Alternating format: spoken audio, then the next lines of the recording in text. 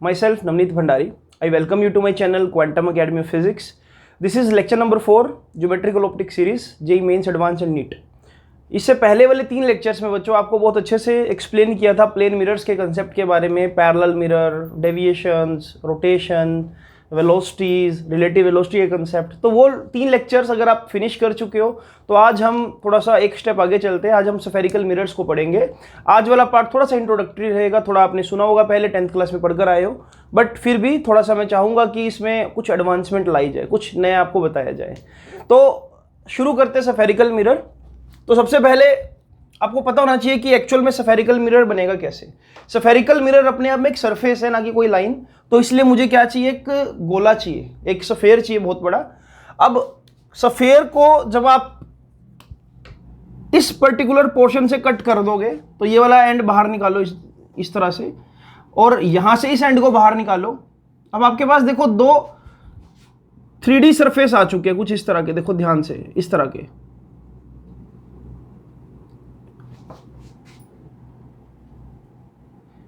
Right, इस तरह के अपने सरफेसेस को बाहर कट करके निकाल दिया। अब अगर आप आउटर सरफेस को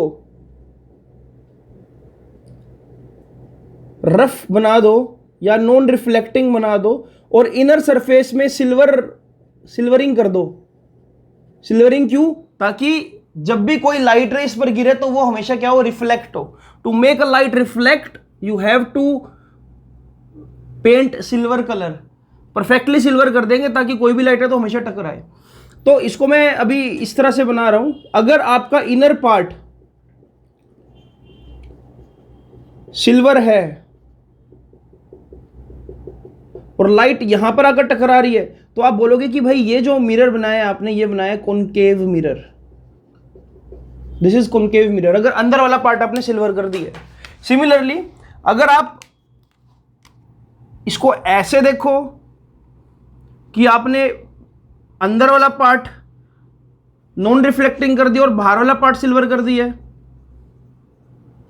तो मैं बोलूंगा कि ये जो इस तरह से मिरर बना, लाइट देखो अब क्या बल्जिंग पार्ट पर टकरा रही है, आउटर पार्ट पर टकरा रही है, तो इसको बोलूंगा मैं अब ये बना दिया आपने क्या, कॉन्वेक्स मिरर।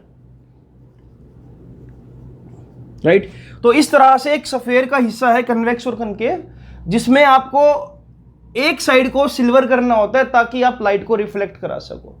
हाँ, अभी इनके फंक्शंस को हम पढ़ेंगे आगे, अभी बिल्कुल बेसिक चर्चा कर रहे हैं। इस पूरे स्फेयर का सेंटर मान लो ये है सी। इस पूरे स्फेयर का सेंटर है ये सी। इसको मैं बोलता हूं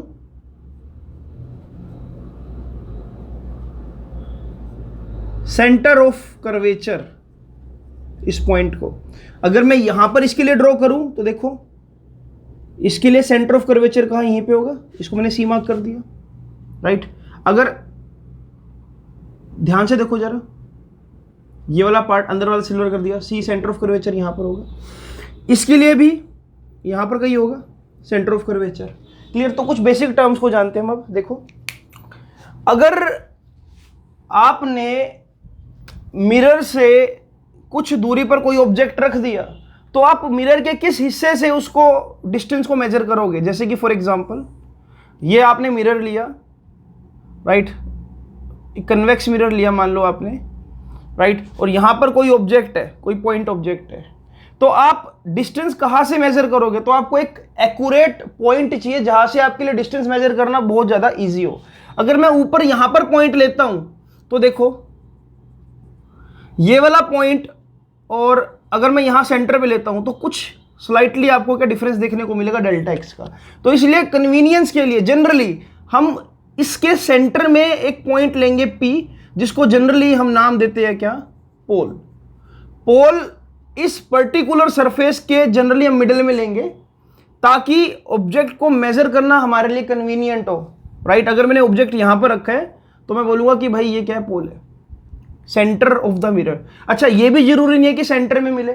मान लो अगर मैं इस मिरर को कट कर दूं, बीच में से हाफ कर दूं, तो ये कुछ इस तरह का मिरर बन जाएगा, कुछ ऐसा सरफेस। बीच वाला पोर्शन हमने कट कर दिया।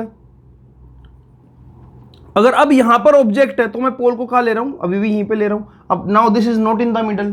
तो जनरली मैक्सिमम केसेस में जब भी मिरर पूरा मिलेगा आपको, अपने पोल को क्या लेना, सेंटर में, यहां पर। टर्म्स नहीं लिखवा रहा हूं, टर्म्स बिल्कुल बच्चों वाली बात है कि पोल क्या है, सेंटर ऑफ कर्वेचर क्या है, पता ही होना चाहिए कि पोल क्या है। Pole is that point on the mirror from where all the distances are measured.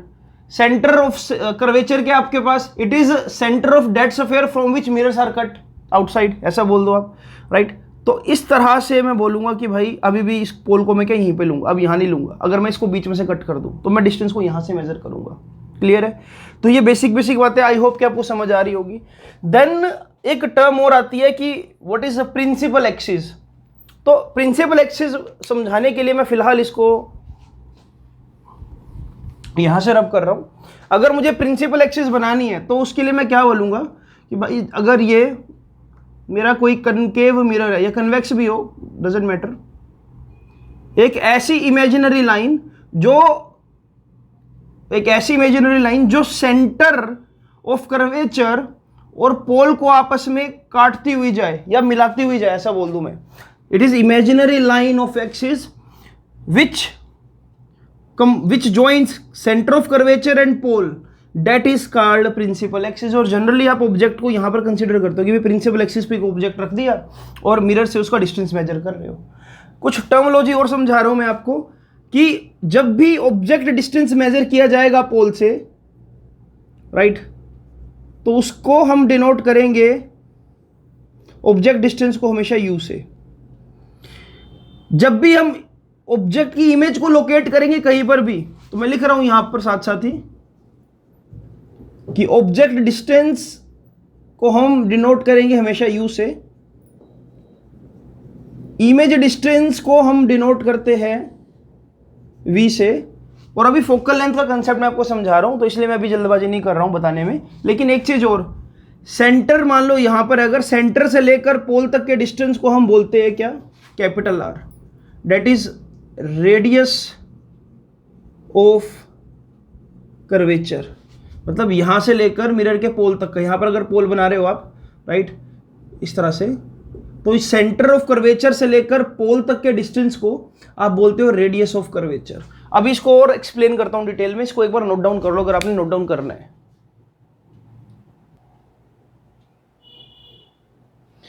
अब चलते हैं बच्चों आगे। रेडियस ऑफ कर्वेचर और रेडियस ऑफ अपर्चर का कंसेप्ट आपको समझना पड़ेगा। जैसे कि अगर मैं एक बहुत बड़े सफेयर में से ये वाला पोर्शन कट करूं तो ये सरफेस ऑब्वियसली 3D होगा, तो इस पोर्शन को मैंने यहां पर बना दिया इस तरह से। क्लियर है? अब यहां पर जो एक इंपॉर्टेंट बात आपको समझनी है, अगर ये सेंटर है तो ये क्या होगा, capital R, this is capital R ना, रेडियस ऑफ कर्वेचर। यहां से लेकर यहां तक भी क्या होगा, रेडियस ऑफ कर्वेचर होगा। देखो, this is radius of curvature, this is also radius of curvature, capital R. लेकिन इस पोर्शन का सोचो, ये जो अंदर एक सर्कल बन रहा है, आप इसको सर्कुलर बोल सकते हो, वैसे सर्कुलर जैसा लग रहा है आपको, सर्कुलर है नहीं है प्रॉपर। तो यहां पर सेंटर एक और बनाऊं अगर मैं सी डैश, यहां से लेकर यहां तक का जो डिस्टेंस होगा, मान लो सी डैश से लेकर ओ तक का, इस पर्टिकुलर डिस्टेंस को मैं बोलूंगा radius of aperture. This is radius of curvature, this is radius of aperture. अब एक चीज जो इंपॉर्टेंट है आपको पता होनी चाहिए बच्चों, अगर मैं आपको बोलूं कि अगर कैपिटल आर की वैल्यू ज्यादा कर दी जाए, if radius of curvature increases, तो जो मिरर है वो लेस कर्वी होगा या मोर कर्वी होगा, सोचो। और अगर आर की वैल्यू ज्यादा कर दी जाए तो मिरर लेस कर्वी होगा या मोर कर्वी होगा। इसको जानने के लिए एक प्रैक्टिकल ऑब्जर्वेशन देखते हैं। देखो, एक मैंने बड़ा सफेयर लिया और एक सफेयर लिया कंपैरेटिवली छोटा। अगर इसका मैं ये वाला पोर्शन कट करूं और इसका मैं ये वाला पोर्शन कट करूं, तो आपको ये देखने को मिलेगा कि जो बड़ा मिरर है, जनरली बड़े मिरर का जो पोर्शन वो ऐसे आएगा और छोटे मिरर का पोर्शन कैसे आएगा, थोड़ा सा ऐसे आएगा, इस तरह से, छोटा। इससे अपने को ये पता लग रहा है बच्चों, इससे अपने को ये पता लग रहा है कि जितना ज्यादा बड़ा रेडियस ऑफ कर्वेचर होगा उतना ज्यादा जो मिरर है, मतलब उतना ज्यादा नहीं, कम, सॉरी, उतना कम कर्वी होगा mirror, less curvy. More the radius of aperture, lesser curveness will be there. तो अगर स्मॉल आर की वैल्यू ज़्यादा है, अगर ये वाली वैल्यू बढ़ा दूं, ये वाली वैल्यू स्मॉल आर की वैल्यू, इससे क्या होगा, अपर्चर का साइज बढ़ रहा है तो मैं बोलूँगा कि इससे साइज बिगर होगा। तो अपने को दोनों चीज़ों का पता होना चाहिए। अगर स्मॉल आर बढ़ा रहा हूँ तो मिरर का साइज बढ़ रहा है, कैपिटल आर बढ़ा रहा हूँ तो उसकी कर्वनेस कम हो रही है। यानी कि स्मॉल आर को अगर कम कर दूं, मिरर अगर स्फेरिकल मिरर छोटा लूं और उसको कट करूं, तो यानी कि जो मुझे कर्वनेस मिलेगी वो क्या मिलेगी, ज़्यादा मिलेगी। और बड़े स्फेरिकल मिरर को कट करके बनाओगे तो कर्वनेस कितनी मिलेगी, कम मिलेगी। तो ये बातें इंपॉर्टेंट है, ये आपको पता होनी चाहिए, इसलिए इसको नोट डाउन कर लो साथ साथ पॉइंट्स को। बच्चों अब समझते हैं कि ये फोकल लेंथ का कंसेप्ट क्या एक्चुअल में।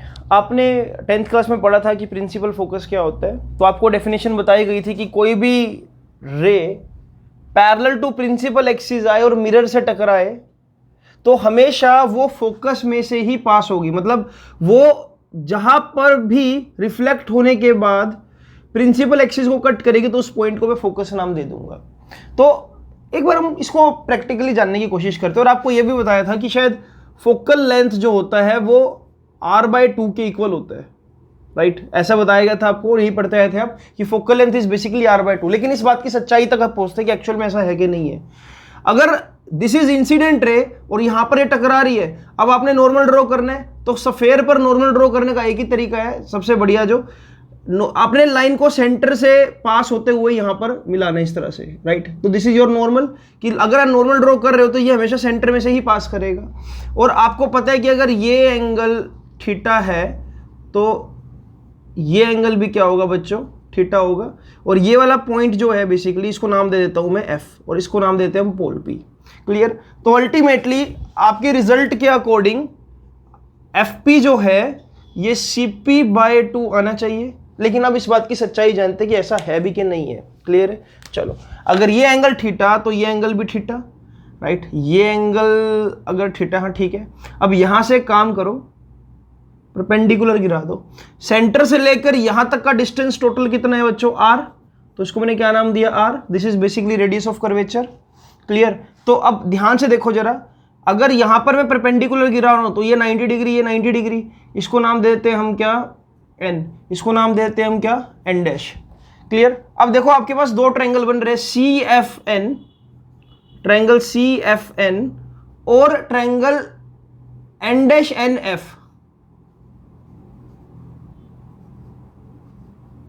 क्लियर है। अब देखो क्या ये थीटा इस थीटा के इक्वल है, एक एंगल इक्वल, क्या 90 के इक्वल है, ये साइड कॉमन है। क्या मैंने ट्रायंगल CFN को कॉन्ग्रुएंट प्रूव कर दिया n डैश NF ट्रायंगल के साथ।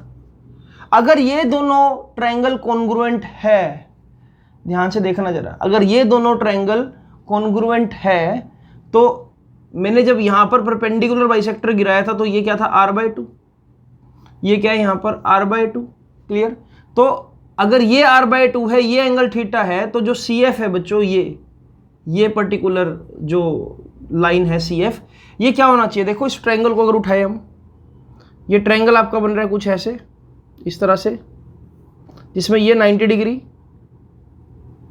ये थीटा, ये क्या है आपके पास r/2। सी प्रैक्टिकली देखो अब जरा, ये है आपके पास n, ये है आपके पास c और ये है आपके पास f। तो ये यानी कि हाइपोटेन्यूज हुआ। क्लियर। और थीटा के सामने ये क्या हुआ, परपेंडिकुलर, ये क्या हुआ, बेस। अगर मुझे ये हाइपोटेन्यूज चाहिए तो मैं क्या करूंगा, B/h is equal to cos theta. Base की वैल्यू कितनी है, r/2, और ये क्या है आपके पास, h cos थीटा। एक काम करते हैं ना, हमको h निकालना है, तो h की वैल्यू क्या आ जाएगी आपके पास, r/2 cos थीटा। क्या इसको मैं ये लिख सकता हूं, h is equal to r/2 sec theta. Clear. तो यानी कि आपके पास ये वाली वैल्यू क्या आई, CF की वैल्यू r/2 sec थीटा। अब यहां पर आ रहा है कहानी में ट्विस्ट। आपको ये तो पता ही है कि CP की वैल्यू क्या है, r, और CF की वैल्यू कितनी आ गई, r/2 sec थीटा। तो बच्चों FP की वैल्यू, पोल से लेकर यहां तक का जो डिस्टेंस है, ये तो कुछ ऐसा देखने को मिल रहा है, r/2 सेकेंड थीटा। लेकिन आप तो क्या पढ़ते आए थे कि ये डिस्टेंस r माइनस r/2 होना चाहिए, फिर ये वाला फैक्टर कैसे आया यहाँ पर, इसको एक बार नोट डाउन करो, फिर मैं इस पर चर्चा करता हूँ, उसको डिटेल में बताता हूँ। जल्दी से नोट डाउन कर लो। अब चलते हैं actual definition of focal length पर बच्चों। तो ध्यान से देखो, यहां पर जो मैंने कहानी पढ़ी थी उससे बिल्कुल उलट रिजल्ट आ रहा है, कुछ और रिजल्ट आ रहा है यहां पर, ये सेक थीटा आ रहा है यहां पर। जब भी देखो, what is the definition of focal length और principal focus, you can say focal length तो चलो प्रिंसिपल फोकस और पोल के बीच का डिस्टेंस हो गया ना, तो मैं भी डिफाइन कर रहा हूं आपको कि प्रिंसिपल फोकस आप कैसे डिफाइन करोगे। सी, दो कंडीशन इंपॉर्टेंट है, जब भी कोई ray parallel to principal axis आए, ये बात इंपॉर्टेंट है, और दूसरी कंडीशन जो कि इंपॉर्टेंट है, पैराएक्सियल आए। पैराएक्सियल का मतलब कि बहुत एंगल ऑफ इंसिडेंस क्या होना चाहिए, बहुत छोटा होना चाहिए।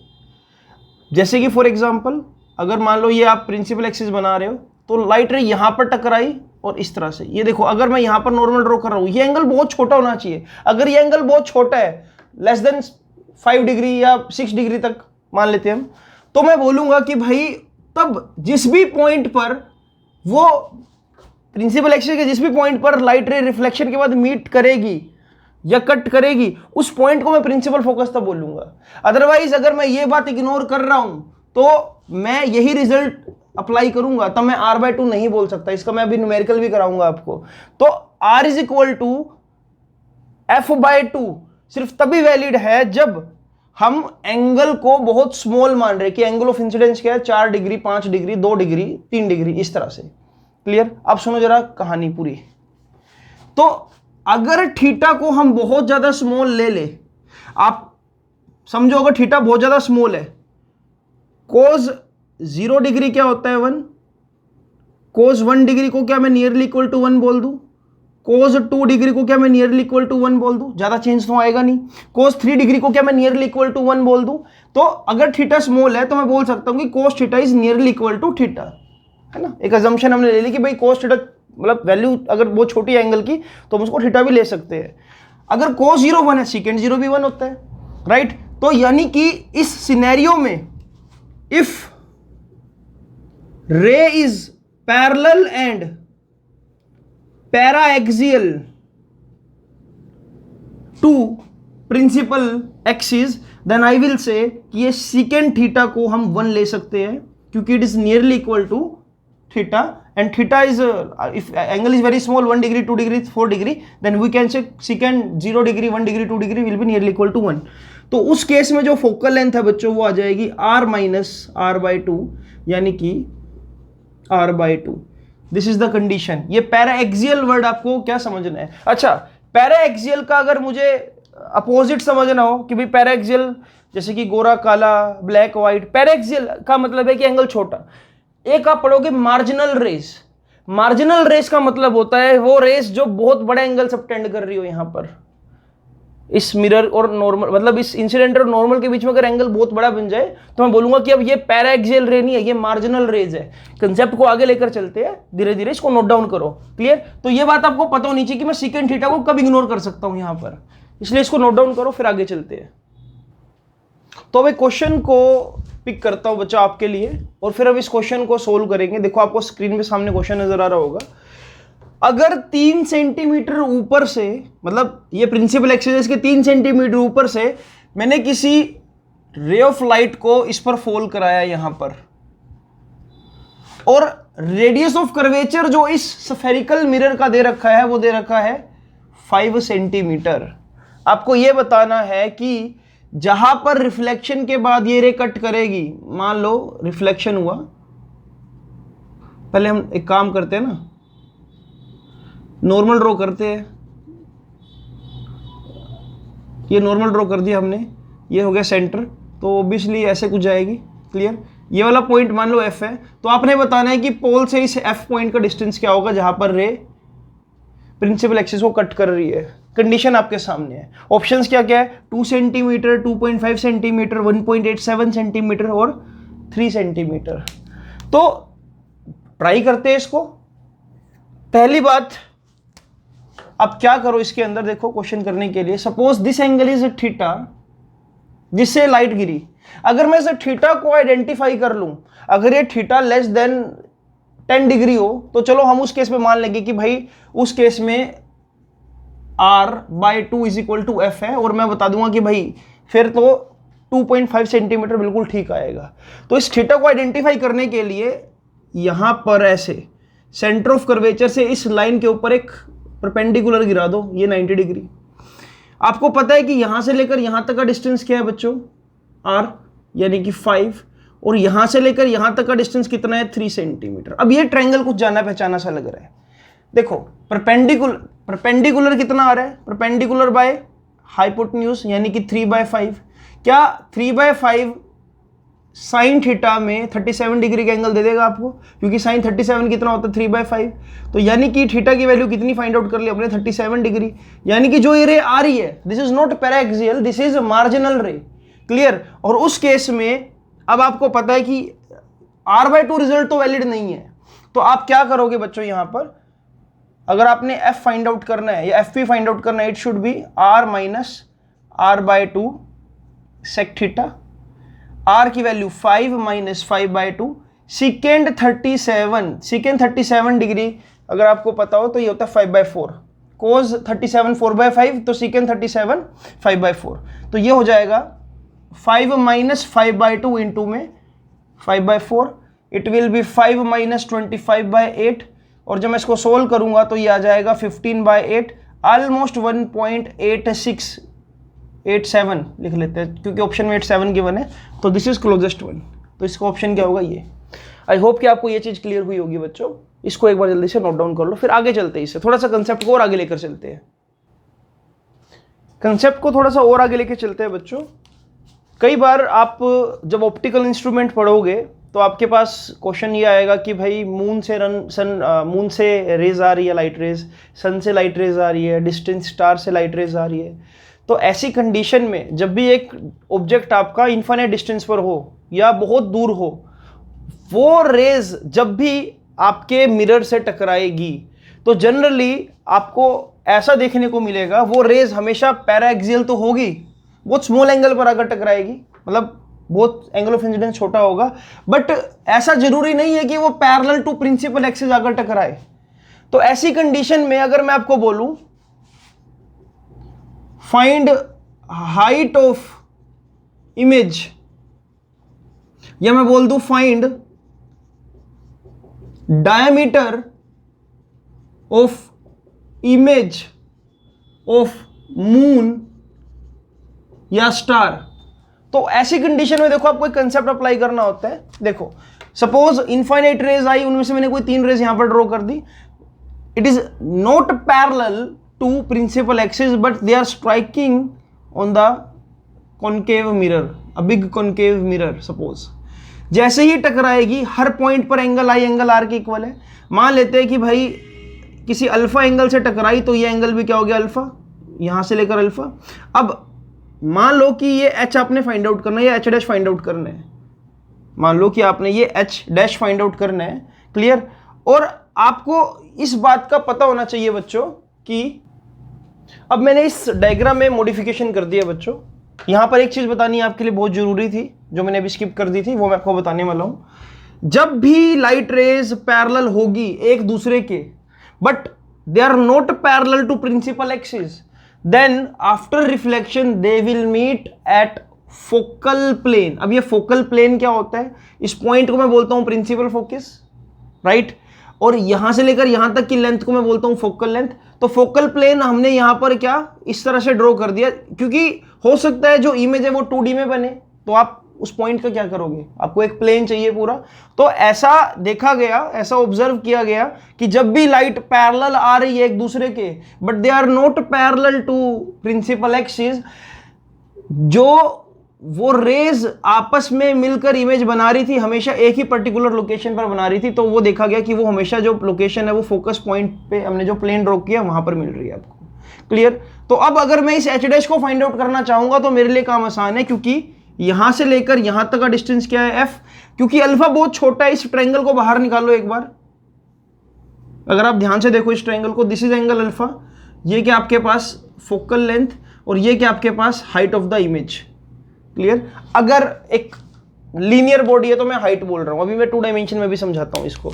तो यानी कि if alpha is small, if alpha is small then I can से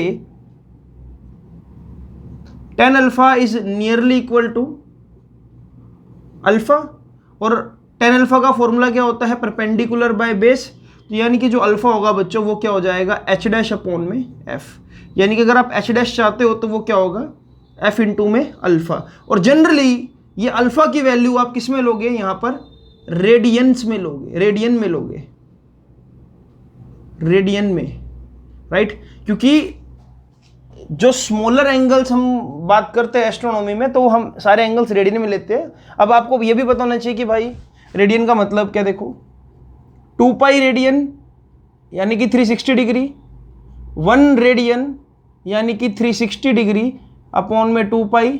तो अगर आप एक रेडियन को डिग्री में कन्वर्ट करना चाहते हो देन आपको किससे मल्टीप्लाई करना पड़ेगा, 180 डिग्री बाय पाई से। अगर आप 1 डिग्री को रेडियन में कन्वर्ट करना चाहते हो तो आपको किससे मल्टीप्लाई करना पड़ेगा, पाई बाय 180 से। ये बिल्कुल बेसिक बात है जो आपको +1 में सिखाई जाती है। अभी के लिए फिलहाल आपको ये पता होना चाहिए कि height of image of a distinct star और एनी ऑब्जेक्ट जो बहुत मतलब अगर मान लो पोल है बहुत दूर है, उसके ऊपर क्या मतलब उसमें से लाइट निकल रही है, स्लिट है, उसमें से अगर आपकी इमेज बतानी है आपने कि बहुत बड़ा लाइट का सोर्स था, उसकी इमेज बताओ क्या होगी, क्लियर। तो उसके लिए आप क्या करोगे, h डैश। अगर मैं आपको ये बोलता कि डायमीटर ऑफ इमेज बताओ, देखो अगर यहाँ पर मून होता, राइट, ये मून का डायमीटर, यहाँ से रेज आई, यहाँ पर जो इमेज बनेगी वो भी कुछ ऐसी बनेगी, 2 डायमेंशन में बनेगी, राइट। तो यानी कि h डैश अल्टीमेटली है क्या, अरे h डैश को मैं d नाम दे दूंगा। अब बात तो वही रही ना, अब डायमीटर के लिए मैं d वर्ड यूज कर लूंगा, लेकिन यहाँ से लेकर यहाँ तक का जो डिस्टेंस है ये तो डायमीटर होगा, अगर यहाँ पर एक स्फेरिकल बॉडी भी होती तो इसलिए मैं इसको नाम दे दूंगा अब क्या, d by f is equal to alpha. तो जो d होगा वो भी क्या होगा, अल्फा इंटू एफ। ये चीजें हम टेलीस्कोप जब मैं कराऊंगा तब भी मैं आपको पढ़ाऊंगा, इंपॉर्टेंट है बहुत। अभी के तौर पे बस एक कंसेप्ट के लिए मैंने आपको बता दिया कि भाई हाँ, अगर आपके माइंड में क्वेश्चन हो कि भाई रेज अगर पैरेलल ना आए, किसी पर्टिकुलर एंगल पे टकराए तो क्या होगा, तो कंसेप्ट यूज करते हैं हम फोकल प्लेन, और इस तरह से हम इमेज को फाइंड आउट करेंगे, इमेज की हाइट फाइंड आउट करेंगे। इसको नोट डाउन करो, ये इंपॉर्टेंट बातें हैं, नोट्स बनाते रहो साथ साथ, बहुत काम आएंगे नोट्स आपके। तो बच्चों अब हम करते हैं मिरर फॉर्मूला ड्राइव, ये इंपॉर्टेंट है, सीबीएसई पॉइंट ऑफ व्यू से भी इंपॉर्टेंट है और कॉम्पिटिटिव में तो इस पे क्वेश्चंस आते ही है। तो देखते हैं शुरुआत कैसे हुई। प्रिंसिपल एक्सिस बना दी, एक कॉनकेव मिरर लिया हमने यहाँ पर। अब सपोज करो this is centre of curvature and this is focus and this is your object. Object से कई सारी रेज निकलेगी, लेकिन अपने को बहुत सारी रेज नहीं चाहिए। हम ऐसा बोलते हैं कि एक रे गई बिल्कुल सीधा 0 डिग्री का एंगल ऑफ इंसिडेंस, टकरा गई, टकरा कर वापस आई, राइट। अब आगे की कहानी, इस ऑब्जेक्ट से एक रे को आपने यहां पर टकराया, this is again 1 incident ray. अब जिस पॉइंट पर टकराया उसको हम नाम दे देते हैं क्या, m डैश। जनरली देखो एक छोटी सी अजम्पशन लेकर चल रहा हूं मैं, अजम्पशन क्या, ये इंपॉर्टेंट भी है।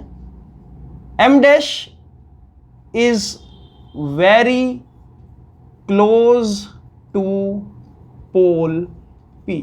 अगर ये m डैश बहुत क्लोज होगा पॉइंट P के, उसी कंडीशन में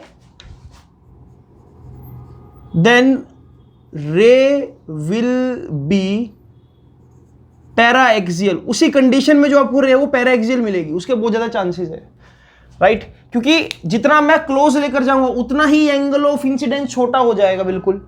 अब यहां पर ध्यान से देखो, अगर मैं नॉर्मल ड्रॉ करूं तो नॉर्मल ड्रॉ कर दिया आपने, ये रे कहां से पास होगी, फोकस में से पास होगी, तो इसको हमने फोकस में से पास करा, राइट, ऐसे। अब देखो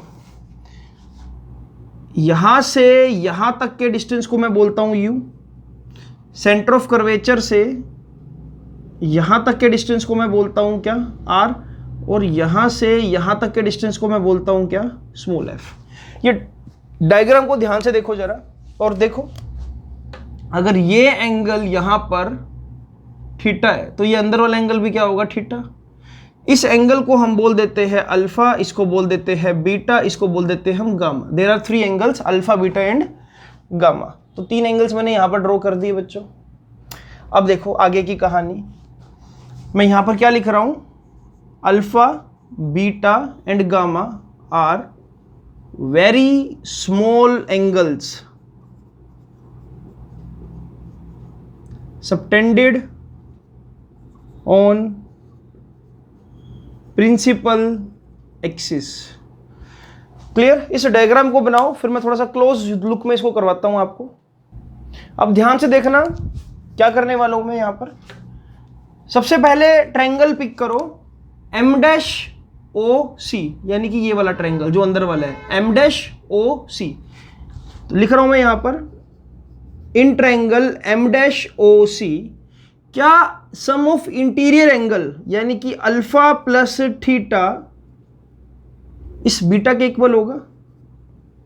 सम of interior angle is equal to exterior angle. Interior angle क्या होगा? Theta alpha. एक्सटीरियर एंगल क्या होगा? बीटा। इसको फर्स्ट इक्वेशन नाम दो। Similarly now pick this triangle M dash C F. In triangle M dash C F, क्या theta plus beta exterior angle gamma के equal होगा? स्मॉल एंगल्स ले रहा हूं और यहां पर भी एक्सटीरियर एंगल प्रॉपर्टी लगा दी मैंने। ध्यान से देखो जरा इसको, थीटा प्लस बीटा क्या गामा के इक्वल होगा? राइट। अब अगला स्टेप क्या करो, इसको भी इक्वेशन 2 नाम दे दो बच्चों। नेक्स्ट स्टेप, सब्ट्रैक्ट 2, यस ऐसा कर दो, सब्ट्रैक्ट 1 माइनस 2, ऐसा कर दो, 1 में से 2 को माइनस कर दो। तो ये क्या आएगा देखो, अल्फा प्लस थीटा, इसमें से ये माइनस करोगे तो minus theta minus beta equals to beta minus gamma, जिससे आपको यहां पर कुछ ये देखने को मिलेगा कि alpha minus beta equals to beta minus gamma के इक्वल आ गया है। इसको जल्दी से नोट डाउन करो, इसको हम इक्वेशन 3 बोल रहे हैं। जल्दी से इसको नोट डाउन करो। आई होप कि स्टेप समझ आ गया होगा आपको, वीडियो में विजिबल भी है। इसके बाद देखो जो आपने यहाँ पर इक्वेशन बनाई है अभी, तीसरी इक्वेशन, उसको मैं यहाँ पर लिख देता हूँ, ये विजिबल होगा मैं भी यहाँ पर। देखो यहाँ पर लिख रहा हूँ मैं, आपने ये बनाया देखो alpha minus beta equals to beta minus gamma. क्या इसको मैं ऐसे भी लिख सकता हूँ, alpha plus gamma equals to 2 beta. Alpha plus gamma is equal to 2 beta. तो अब आगे की कहानी देखो जरा, आगे की कहानी, इस m डैश से एक परपेंडिकुलर गिरा दो यहां पर, इसको नाम दे दो आप क्या, p डैश।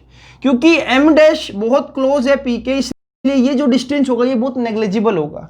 तो मैं बोल सकता हूं यहां पर, देखो यहां पर ये बोल सकता हूं कि OP dash is nearly equal to OP, CP dash is nearly equal to CP and FP dash is nearly equal to FP।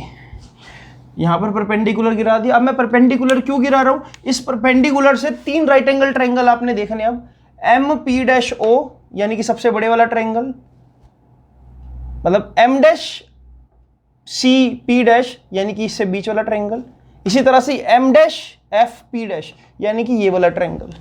यहां पर tan अल्फा किसके इक्वल होगा, tan अल्फा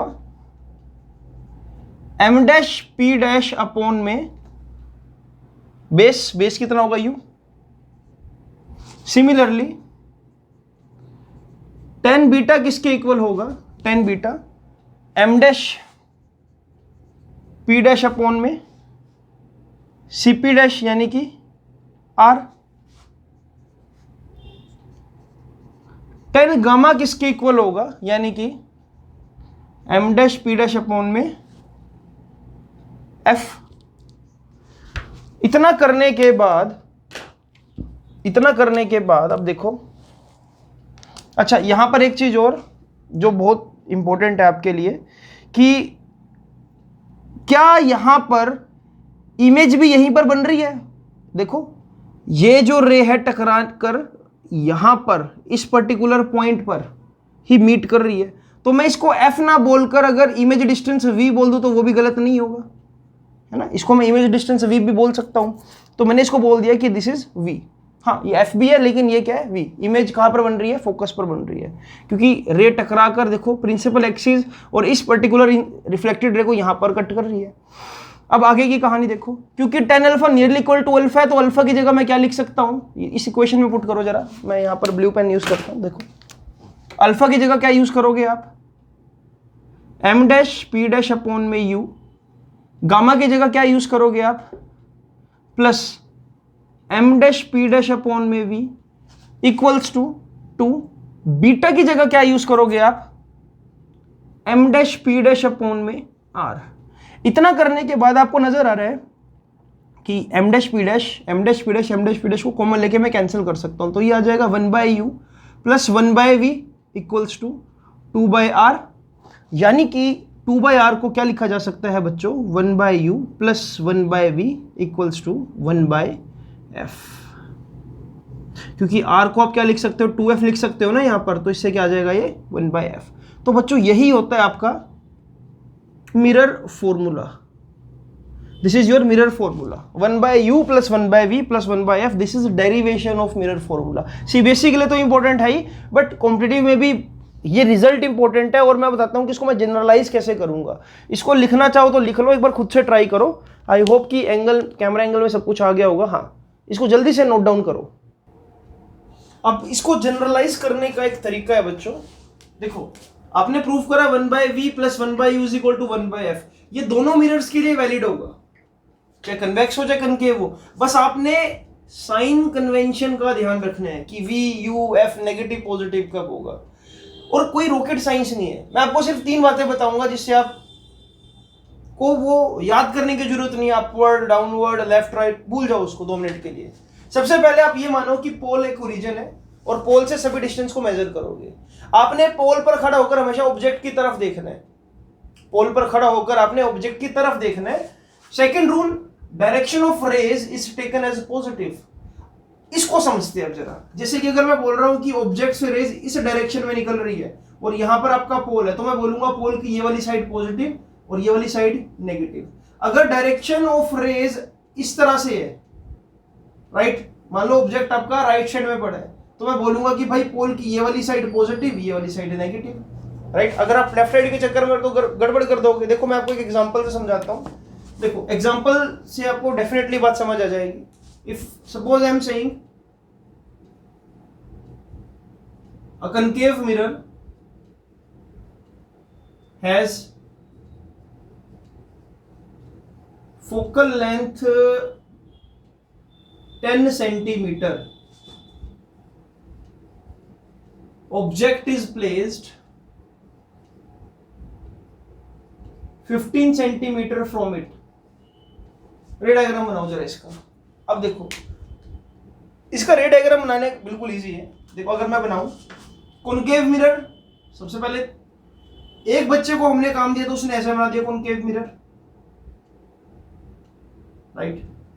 ये प्रिंसिपल एक्सिस बना दी, फोकस बना दिया यहाँ पर, और फोकस कितना है यहाँ पर 10 सेंटीमीटर दूर, फोकल लेंथ 10 सेंटीमीटर, तो इसको बोलते हैं 10 सेंटीमीटर।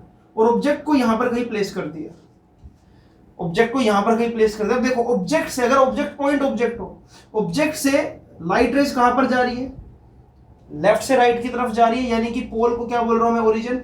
आपने यहाँ पर खड़ा होकर देखा कि रेज आपकी तरफ आ रही है, यानी कि रेज की डायरेक्शन क्या, ये वाली, तो ये वाली साइड को आप क्या लोगे, पॉजिटिव, और यहां पर के जितने भी डिस्टेंस सारों को लोगे नेगेटिव। अब अगर मैं बात करूं यहां पर ऑब्जेक्ट डिस्टेंस क्या लिया जाएगा, तो पोल से लेकर आप कहां पर चल रहे हो ऑब्जेक्ट डिस्टेंस को मेजर करने के लिए, पोल से लेकर आप आ रहे हो ऑब्जेक्ट तक, यहां तक, तो ये क्या है लेफ्ट साइड में, तो आप यू को यहां पर कंसीडर क्या करोगे, -15। फोकस क्या आपके सामने है, वो भी क्या लेफ्ट साइड में आ गए, तो प्रिंसिपल फोकस को क्या कंसीडर करोगे आप, -10। अगर मैं ये रे डायग्राम कुछ ऐसे बनाता, अगर ऐसे बनाता, अब यहां लेफ्ट राइट का कोई पंगा नहीं है। देखो लेफ्ट राइट से याद रखोगे तो गड़बड़ करोगे। सपोज करो अब फोकस क्या होगा, जिधर सेंटर ऑफ कर्वेचर है, इसका सेंटर ऑफ कर्वेचर इधर तो फोकस इधर, इसका सेंटर ऑफ कर्वेचर उधर तो फोकस इधर, तो ये फोकस यहां पर क्या बनाया मैंने, ऑब्जेक्ट। अब ये डिस्टेंस है 15 सेंटीमीटर और ये जो डिस्टेंस है ये है 10 centimetre according to given situation. यहां से रेस की डायरेक्शन देखो ऐसे जाएगी, यानी कि यहां पर रे ऐसे आ रही है ओरिजिन से। अब यहां पर इसके अकॉर्डिंग ये वाली साइड पॉजिटिव और ये वाली साइड नेगेटिव, दोनों ने सेम डायग्राम नहीं बनाया, अलग अलग बनाया, लेकिन आपने कन्वेंशंस का ध्यान रखना है। अगर आप लेफ्ट राइट वाले तरीके से याद रखोगे तो गड़बड़ करोगे और बहुत बड़ी गड़बड़ करोगे क्वेश्चंस में। तो यानी कि अगर मैं पोल पर खड़ा हो जाऊं और ऑब्जेक्ट तक जाऊं तो मैं कहा जा रहा हूं नेगेटिव साइड, तो इस केस में भी मैं यू को क्या लूंगा -10 -15 और एफ को क्या लूंगा यहां पर मैं -10। तो डायग्राम जैसे मर्जी बन जाए, आपको कन्वेंशंस आने चाहिए। क्लियर? तो this is rule number 2। I hope कि आपको ये चीज क्लियर होगी कि हमने साइन कन्वेंशन को कैसे लेना है। वो 10th वाला तरीका भूल जाओ 2 मिनट के लिए, ये तरीका बिल्कुल बेस्ट है। अच्छा, अब अगर मैं यहां पर इसको और जनरलाइज करूं तो जो v की वैल्यू आएगी बच्चों, अगर मैं यहां से निकालने की कोशिश करूं तो v की वैल्यू जो बनती है that will be uf upon में u माइनस एफ। सोल्व करके देख लेना इसको, uf अपॉन में u माइनस एफ। अगर मैं यहां पर ही साइन कन्वेंशन ले लूंगा, इस फॉर्मूले के अंदर ही साइन कन्वेंशन ले लूंगा, तो इस फॉर्मूले को मैं दोनों मिरर के लिए जनरलाइज कर सकता हूं, मैं कहीं भी यूज कर सकता हूं। जैसे कि यहां पर जो v की वैल्यू आएगी, u को नेगेटिव लेना है आपने, तो यानी कि u क्या हो जाएगा -15, f को भी नेगेटिव लेना है यानी कि -10 अपॉन में u कितना आपके पास -15 और माइनस का साइन, f कितना है -10। तो यानी कि यहां पर आपको जो आंसर मिलेगा डेट विल बी +150 अपॉन में -5। इसको अगर मैं सोल्व करूं राइट, तो ये आएगा आपके पास सोल्व करके -30 सेंटीमीटर। यानी कि इस केस में जो इमेज बनेगी बच्चों, इस केस में जो इमेज बनेगी वो लेफ्ट साइड पे ही, लेफ्ट साइड तो नहीं बोलना चाहिए, मतलब जहां पर ऑब्जेक्ट पड़ा उसी साइड बनेगी और -30 सेंटीमीटर दूर बनेगी। जनरलाइज हो गया क्वेश्चन? क्लियर? तो आई होप कि आपको ये चीज समझ आई होगी। आज बिल्कुल बेसिक बातें बताई है मैंने, ठीक है? ये जानना आपके लिए इंपॉर्टेंट है, तभी आप बड़े बड़े कॉम्प्लेक्स न्यूमेरिकल्स कर पाओगे। अब आगे चलते हैं इसमें, इसको नोट डाउन कर लो, नोट्स आप साथ साथ बनाओ। ऑप्टिक्स के बिल्कुल स्टार्टिंग से हमने इसको उठा रखा है। चलो अब समझते हैं इमेजेस का कंसेप्ट एक बार बच्चों। यहाँ पर 2 अलग अलग सिनेरियोज है। इस केस में जो फोकल लेंथ है that is 20 centimetre and object is placed eight 30 centimetre in front of concave mirror. Concave mirror नजर भी आ रहा होगा आपको। अब देखो, अगर फोकल लेंथ ये 20 है, ऑब्जेक्ट डिस्टेंस कहीं यहां पर होगा 30, ये यहां पर ऑब्जेक्ट पड़ा है, ऑब्जेक्ट से रेस जाएगी यहां पर इस तरह से। क्लियर? और एक रे को भेज दो यहां पर ऐसे, राइट? अच्छा, अभी आपने v निकालना, तब आप डिसाइड करोगे ना कि भाई ये रेस टकराकर किस पॉइंट पर मिलेगी और किस डायरेक्शन में मिलेगी। तो आपने अभी मिरर फॉर्मूला पढ़ा है, अभी आपने ड्राइव किया है। क्लियर? तो मैं रिजल्ट अगर पुट करूं, रिजल्ट क्या होता है v का u इंटू एफ अपॉन में, u इंटू एफ अपॉन में u माइनस एफ। अगर मैं यहां पर साइन कन्वेंशन के अकॉर्डिंग चलूं तो मैं खड़ा हूं पोल पर, यहां से फोकस नेगेटिव साइड है, ये वाली साइड क्या है पॉजिटिव, तो यानी कि u की वैल्यू नेगेटिव -30, f की वैल्यू नेगेटिव यानी कि -20, u माइनस एफ, u कितना है आपके पास -30, f कितना है आपके पास, f कितना है आपके पास माइनस का है ना, माइनस का 20, तो -20। यहां से आपको पता लगा, अगर आप ध्यान से देखो, u आपने ले लिया 30 माइनस का, ठीक है, माइनस और माइनस का f कितना है आपके पास। अच्छा सॉरी, यहाँ पर एक छोटी सी लगता है हमने गड़बड़ कर दी है, यहाँ पर f माइनस यू होना चाहिए ना, f माइनस यू। इसको एक बार देख लेते हैं, अभी चेक कर लेते हैं एक बार। u माइनस एफ ही आपने यहाँ यूज करना है, सॉरी फॉर द मिस्टेक। यहाँ पर u को अगर मैं प्लेस करूं पहले की तरह -30 माइनस f का वैल्यू क्या आएगा -20। क्लियर? इसको अगर मैं सोल्व करता हूं तो ये आता है आपके पास 600 अपॉन में -10, यानी कि जो v की वैल्यू आई बच्चों वो आई -60 सेंटीमीटर। अब ये -60 सेंटीमीटर को अगर लोकेट करूं, मान लो कि यहां पर कहीं इमेज बन रही है इस पॉइंट पर, तो ये रे यहां से टकरा कर ऐसे, ये डायरेक्शन टकरा कर ऐसे आई, ये रे टकरा कर यहां से पास होगी और ये आपकी बन जाएगी फाइनल इमेज, जो कि कहां पर है 60 centimetre on the left side. Clear है? अब अगर इस क्वेश्चन को ध्यान से देखें, यहां पर फोकस है 20 सेंटीमीटर, तो ये हम मान लेते हैं कि एफ है, और यहां पर कहीं आधे डिस्टेंस पर पड़ा है ऑब्जेक्ट, तो इसको मैं बोल देता हूं ओ। अब यहां से रे गई इस तरह से, राइट। अब मुझे इमेज बनाने से पहले इमेज का डिस्टेंस फाइंड आउट कर लेना चाहिए। यहां पर अगेन, यहां पर भी अगर आपने v निकालना है तो फॉर्मूला लगा दो, यू एफ अपॉन में u माइनस एफ। क्लियर? तो अगेन ये वाली साइड क्या होगी? पॉजिटिव, जहां पर इमेज जा रही है ये वाली साइड क्या ली जाएगी? नेगेटिव, मतलब जहां पर रेस जा रही है। तो u की वैल्यू कितनी है यहाँ पर? -10। f की वैल्यू कितनी है यहाँ पर? -20 अपॉन में u माइनस एफ। u कितना लेना है आपने? -10 माइनस ऑफ माइनस f कितना हो जाएगा? 20। यानी कि ये बच्चों हो जाएगा आपके पास +200 अपॉन में +10। अगर इसको सोल्व करोगे तो v की वैल्यू यहां से आ रही है 20 सेंटीमीटर, यानी कि ये आ रहा है पॉजिटिव। पॉजिटिव का मतलब this is your positive side. यहां पर कोई इमेज बनेगी इससे 20 सेंटीमीटर दूर, राइट। एक्चुअल में होगा क्या? यहां पर जब रे टकराएगी ऐसे, ये रिफ्लेक्ट हो जाएगी कुछ ऐसे। क्लियर? ये रिफ्लेक्ट हो जाएगी कुछ ऐसे, और आपको इसको वर्चुअली पीछे की तरफ ऐसे मिलाना होगा, जो यहां पर प्रिंसिपल एक्सिस को कट करे। यहां पर रेज देखो इस तरह से यहां से भी रे ऐसे निकाली और इसको यहां पर मिला दो ऐसे। दोनों डायग्राम को बनाने का तरीका बिल्कुल अलग था। यहां पर रेज एक्चुअली मीट कर रही थी,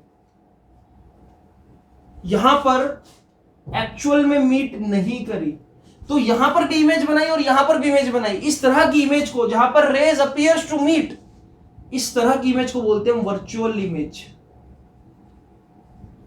और इस तरह की इमेज को, जहां पर light rays actually meet after reflection, हम बोलते हैं रियल इमेज। तो ये कंसेप्ट है रियल और वर्चुअल इमेज का, राइट। अब इससे थोड़ा सा और आगे चलते हैं। अब बच्चों आपको एक बहुत इंपॉर्टेंट कंसेप्ट समझाता हूं मैं। वर्चुअल ऑब्जेक्ट और रियल ऑब्जेक्ट का हम यहाँ पर एक एग्जांपल से समझने की कोशिश करेंगे कि वर्चुअल ऑब्जेक्ट नाम की क्या चीज होती है। ये हमने प्लेन मिरर बनाया, ये ऑब्जेक्ट है, this is real object. Object को जब भी प्लेन मिरर के सिल्वर सरफेस के सामने रखूंगा तो एक रे गई सीधी, एक रे गई ऐसे, एक रे गई ऐसे। इमेज कहां पर बनेगी? जितना यू है उतना ही यहाँ पर वी होगा और इमेज बना देगा। अब यहां पर देखो क्या लिखा हुआ है कि plane mirror always form virtual image of real object. ठीक है, अब थिंक अबाउट वन एग्जांपल कि आपने किसी कॉन्केव मिरर के सामने एक ऑब्जेक्ट को रखा, ऑब्जेक्ट से रेज निकली और इमेज कहीं दूर बन गई। यहां पर आपने क्या किया? यहां पर एक बीचों बीच ऑब्जेक्ट और इमेज के बीचों बीच एक प्लेन मिरर डाल दिया। अब ये सिचुएशन कुछ ऐसी बन गई कि प्लेन मिरर के ऊपर यहां से ऐसे रेज आ रही है, इस तरह से आ रही है रेज, और यहां पर पड़ा है एक ऑब्जेक्ट नहीं, एक्चुअल में ये जो है ये इसकी इमेज है, बट ये इसके लिए एक वर्चुअल ऑब्जेक्ट का काम करेगी। सी, वर्चुअल ऑब्जेक्ट का मतलब होता है एक मिरर की वजह से बनी हुई इमेज जो किसी दूसरे मिरर के लिए ऑब्जेक्ट का काम कर रही है। और प्रैक्टिकली अगर हम देखें तो ये जो वर्चुअल ऑब्जेक्ट का डिस्टेंस लिया जाएगा इस प्लेन मिरर के लिए, वो लिया जाएगा पॉजिटिव। कैसे? देखो, रेस की डायरेक्शन क्या है? रेस की डायरेक्शन क्या है? इस साइड, तो यानी कि ये वाली साइड पॉजिटिव, ये नेगेटिव। अगर इसको पोल बोल लूं तो ये क्या होगा? Positive, right. तो वर्चुअल ऑब्जेक्ट का डिस्टेंस क्या कंसीडर किया जाता है? पॉजिटिव। जबकि रियल ऑब्जेक्ट का डिस्टेंस जनरली, अगर यहां पर इसी सिनेरियो में बात करता हूं तो नेगेटिव लेते हैं। क्लियर है? तो अब अगर मुझे यहां पर इमेज बनानी होती तो इसकी देखो एक्चुअल इमेज कैसे बनती। वर्चुअल ऑब्जेक्ट की इमेज जो प्लेन मिरर बनाता है वो हमेशा रियल बनाता है, यानी कि इसका वाइस वर्सा। रेज आकर टकराई, इसको देखो मैं सुंदर सुंदर डायग्राम दोबारा बनाता हूं। यहां पर एक इमेज बन रही है जो किसी दूसरे मिरर ने बना रखी है, रेज आ रही है ऐसे इस तरह से, राइट। ये रिफ्लेक्ट होगी इस तरह से प्लेन मिरर से, यहां से क्या होगी इस तरह से रिफ्लेक्ट, और इसकी इमेज कहीं यहां पर बन जाएगी, राइट। इसकी इमेज कहीं यहां पर बन जाएगी, जितनी दूर ये वर्चुअल ऑब्जेक्ट होगा उतनी यहां पर क्या इमेज बन जाएगी, लेकिन ये इमेज इस बार कैसी बन रही है, रियल इमेज बन रही है, राइट। तो अगर मुझसे पूछा जाए कि क्या प्लेन मिरर रियल इमेज बना सकता है, तो आंसर होना चाहिए yes, but object should be virtual. Object virtual कब होगा, जब वो इमेज होगा किसी और मिरर की और आपने बीच में कोई प्लेन मिरर डाल दिया। क्लियर। तो ये बात इंपॉर्टेंट है कि plane mirror forms a virtual image of real object and vice versa. इसको लिख लो, नोट डाउन कर लो, बहुत काम आएगा ये कंसेप्ट आगे, राइट। तो बच्चों अब हम समझते हैं मैग्निफिकेशन, और मैग्निफिकेशन में भी मैं एक स्पेशल केस लेकर चल रहा हूं अभी फिलहाल, ट्रांसवर्स मैग्निफिकेशन।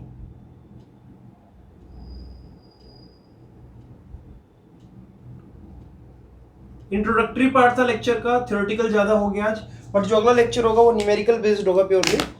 इसलिए इस लेक्चर को ध्यान से देखो क्योंकि ये सारे कंसेप्ट आपके अगले लेक्चर में अप्लाई होंगे। सपोज कनकेव मिरर हमने कोई लिया, कनकेव मिरर में बना लेता हूं, this is suppose concave mirror, ये नॉन रिफ्लेक्टिंग पार्ट, ये हो गई प्रिंसिपल एक्सिस, ये हो गया पोल। इस बार ऑब्जेक्ट पॉइंट ऑब्जेक्ट नहीं है, ऑब्जेक्ट की कुछ ना कुछ हाइट है, तो हम ऐसा करते हैं, ये हो गया मेरे पास सपोज सेंटर ऑफ कर्वेचर, ये यहाँ पर, ये मिडिल में कहीं बना लिया हमने फोकस, और यहाँ पर कोई ऑब्जेक्ट रख दिया हमने किसी h हाइट का, right, A B object.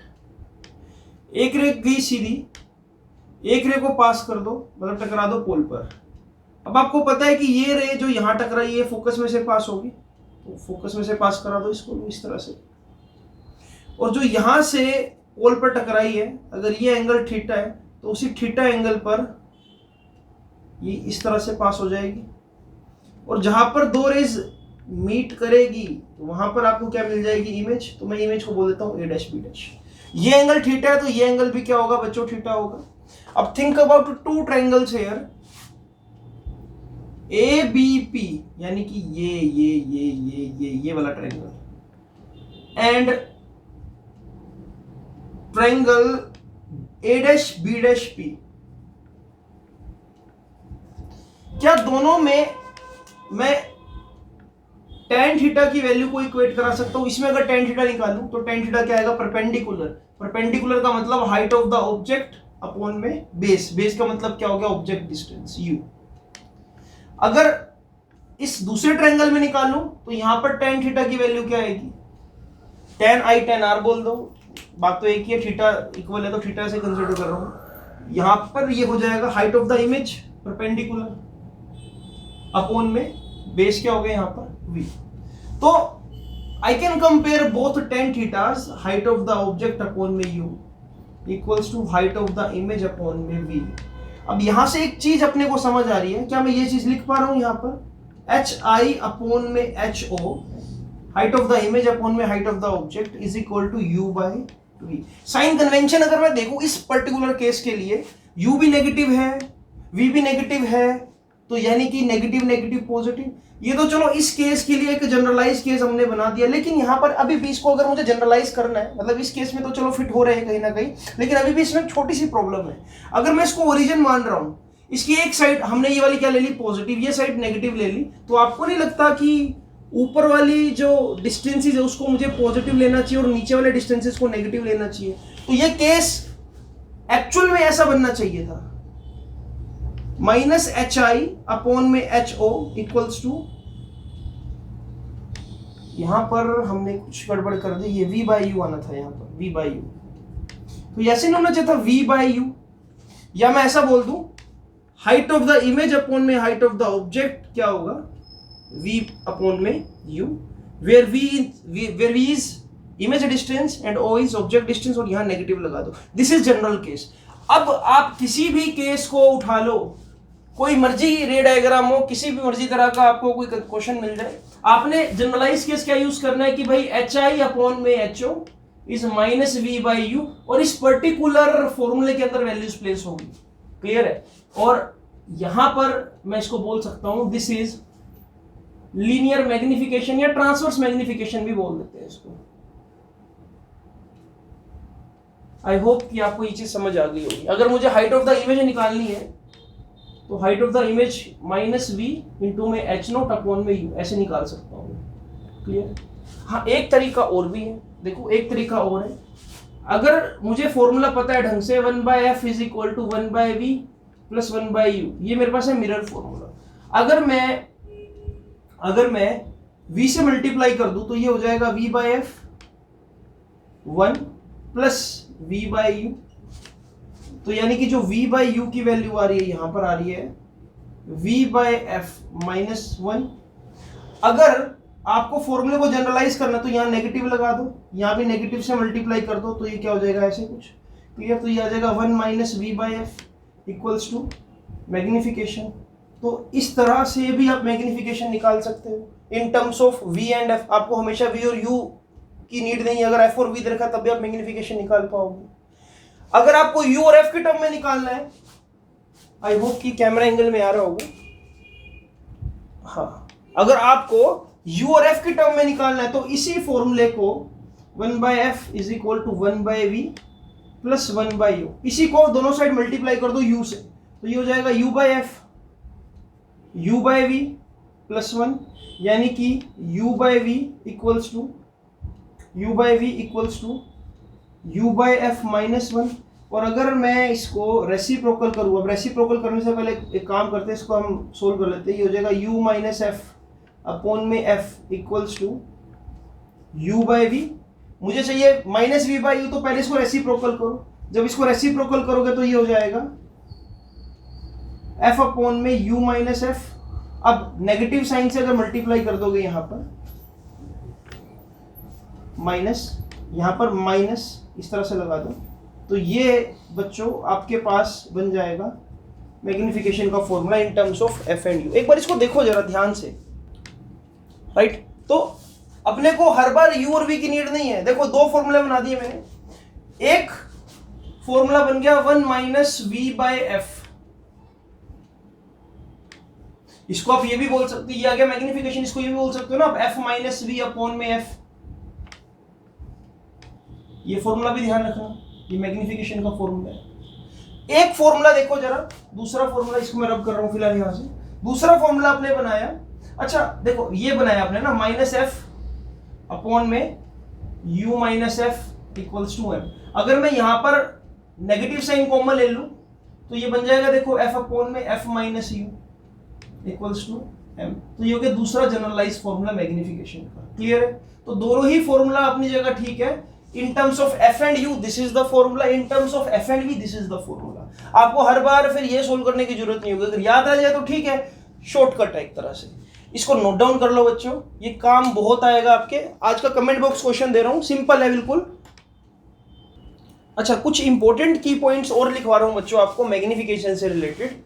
Generally magnification अपने को ये बताती है कि इमेज ऑब्जेक्ट के कंपैरेटिवली बड़ी है या छोटी है, या उनके साइज का कंपैरिजन क्या है। अगर मैग्निफिकेशन 2 है तो मैं बोल दूंगा कि image is twice as long as the object. अब कुछ बातें हैं जो अपने को हर बार रे डायग्राम तो नहीं बनाना, अपने को क्या इन्फॉर्मेशन से पता होना चाहिए कि एक्चुअल में इमेज का नेचर क्या है। अब हर जगह आप रे डायग्राम और कैलकुलेशंस तो करोगे नहीं। अगर हमने कॉम्पिटिटिव एग्जाम क्रैक करना है तो अपने को शॉर्टकट्स आने चाहिए और अपने को बेसिक बातें पता होनी चाहिए। तो देखो, अगर इमेज लार्ज साइज की है तो डेफिनेटली मैग्निफिकेशन ग्रेटर देन 1 होगी, और अगर स्मॉल साइज के तो मैग्निफिकेशन लेस देन 1 होगी। या आप ऐसा समझो, height of the image greater than height of the object, यानी कि इमेज कैसी बनने वाली है, लार्ज। अगर v की वैल्यू, इमेज का डिस्टेंस u से ज्यादा हुआ मैग्नीट्यूड में, तो भी इमेज क्या बनेगी, लार्ज बनेगी। फॉर्मूले में से बातें उठाइए और कुछ भी नया नहीं है इसके अंदर। अगर मैं बात करूं स्मॉल इमेज की तो वो क्या होगा, height of the image less than height of the object magnitude में। साइन को भूल जाओ 2 मिनट के लिए, वो तो इन्वर्टेड बाद में बात करेंगे इस बारे में। और अगर v की वैल्यू लेस देन u जाए तब भी इमेज क्या होगी, स्मॉल, राइट। चलो बहुत बढ़िया। अब आगे देखो, अगर v और u के साइन सेम है, दोनों के दोनों मान लो लेफ्ट साइड पर है, लेफ्ट साइड या जहां पर ऑब्जेक्ट है वहीं पर इमेज बन रही है उसी साइड में, तो इमेज हमेशा कैसी बनेगी, इन्वर्टेड बनेगी, राइट। और एक चीज और ऐड कर लेते हैं हम, इस केस में मैग्निफिकेशन हमेशा क्या आएगी, नेगेटिव आएगी। Negative magnification means real image, और अगर u और v का साइन सेम है तो डेट मींस इन्वर्टेड इमेज। ये बातें नोट करने वाली है। अगर v और u की साइन अपोजिट है तो इमेज हमेशा कैसी बनेगी, इरेक्ट, और जनरली इस केस में आपको क्या मिलेगा, मैग्निफिकेशन भी पॉजिटिव। तो मैं बोल दूंगा कि वर्चुअल और इरेक्ट इमेज की मैग्निफिकेशन क्या होगी, पॉजिटिव। या ऐसा बोल दो अगर v और u के साइन सेम है, अपोजिट है, सॉरी अपोजिट है, तो आपकी जो इमेज होगी वो क्या बनेगी, इरेक्ट। इससे आप देखो, अगर मैं आपको बोलूं u is equal to -20, f is equal to +40, तो v की वैल्यू क्या होगी, sorry u is equal to -20 and v is equal to suppose -40। अब बताओ इमेज का नेचर क्या होगा। इमेज का नेचर देखते ही पता लग रहा है, दोनों के sign same, sign same, sign same, तो इमेज कैसी होगी, इन्वर्टेड होगी। मैग्निफिकेशन कैसी होगी, नेगेटिव होगी। साइज कैसा होगा, v is greater than u, size कैसा होगा, साइज लार्ज होगा। मैग्निफिकेशन क्या होगी, देखते ही पता लग रहा है 2 होगी, -2 होगी, क्योंकि रियल इमेज बन रही है। ठीक है, तो ये चीजें आपको बाय डिफॉल्ट आनी चाहिए। ठीक है बच्चों, तो आज के लेक्चर में सिर्फ बेसिक पार्ट था। अगला जो लेक्चर होगा मैग्निफिकेशन को मैं थोड़ा सा और डिटेल में बताऊंगा और कई तरह की एरियल मैग्निफिकेशन बताऊंगा, तो एडवांस लेवल पे चलेंगे। आज का लेक्चर कहीं ना कहीं सीबीएसई को टच कर रहा था और आपकी बेसिक नॉलेज को इंप्रूव कर रहा था। तो अब कमेंट बॉक्स क्वेश्चन की बारी। आज का कमेंट बॉक्स क्वेश्चन को बहुत ध्यान से देखना। लेक्चर फिर भी मैं बोल रहा हूँ कि इंट्रोडक्टरी पार्ट था, लेकिन कमेंट बॉक्स क्वेश्चन बहुत सोच समझ के डाले मैंने। देखते कि कौन इसको करेगा, सबसे पहले कौन आंसर देगा। A point object is placed at -40,7, ये मैंने इसके कोऑर्डिनेट्स दे दिए सेंटीमीटर पे, in front of concave mirror whose focal length is 5 centimetre and having pole at origin 0,0, assuming that the principal axis is along x axis, find the position of the image। Actual में आपको image के coordinates find out करने हैं। तो इस question को try करो, और आज का लेक्चर मैं यहीं पे ओवर कर रहा हूँ। अगले लेक्चर में हम बात करेंगे मैग्निफिकेशन की, कॉम्प्लेक्स केसेस की, और देन हम वेलोसिटी पढ़ेंगे, स्फेरिकल मिरर में रिलेटिव मोशन पढ़ेंगे बच्चों। तो आज का लेक्चर यहीं पे ओवर करते हैं। अपना आपने देखो टाइम बिल्कुल वेस्ट नहीं करना है। ठीक है, ये लेक्चर आप चाहो तो अगर नोट्स खुद से बनाओगे तो बहुत बढ़िया, अगर आपको पीडीएफ चाहिए तो मैं पीडीएफ भी दे दूंगा, लेकिन नोट्स खुद से बनाओगे तो बेटर रहेगा। लेक्चर को एक ही बारी में देखना है, बेशक 1 घंटा लंबा लेक्चर है, एक ही बार में देखो। ऐसा नहीं कि आधा अब देख लिया, आधा मैं चलो कल देख लूंगा या परसों देख लूंगा, नहीं, ऐसा नहीं। अभी के अभी इस लेक्चर को फिनिश करो। सोच के बैठो कि चलो अभी पर टाइम नहीं, लेकिन रात को मैं इसको फिनिश कर दूंगा, लेकिन उसी दिन इसको फिनिश करना है, और इससे रेलेवेंट न्यूमेरिकल्स ट्राई करना है अगर आपके पास कोई भी बुक है तो। बच्चों मिलता हूं आपसे अगले लेक्चर में। सभी लेक्चर्स को देखो अच्छे से, 3 लेक्चर्स जा चुके हैं, 4था लेक्चर आज मिल गया है आपको, और आपको इस वीक में 2 लेक्चर्स में और दूंगा। तो thank you so much for watching this. अपने टाइम का यूज करना बहुत इंपॉर्टेंट है आपके लिए। मैं अभी भी बोल रहा हूँ, टाइम इज मनी, क्योंकि टाइम स्क्वीज होता जा रहा है, और जब एकदम लॉकडाउन ओवर होगा, सब कुछ चीज़ें नॉर्मल होगी, तो आपके पास बहुत बड़ा एडवांटेज होगा। इसके साथ बाय।